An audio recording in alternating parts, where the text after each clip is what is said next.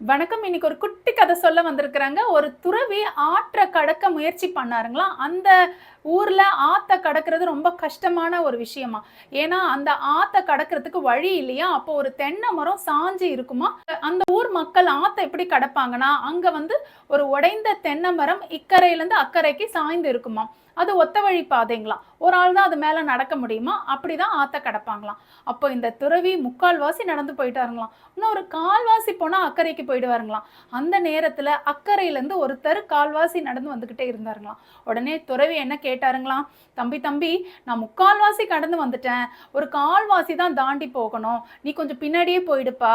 ஏன்னா இவ்வளோ தொலைவு நடந்து வந்துட்டேன். நீ கால்வாசி தானே வந்த. எனக்கு உதவி செய் தம்பின்னு சொன்னாருங்களாம்.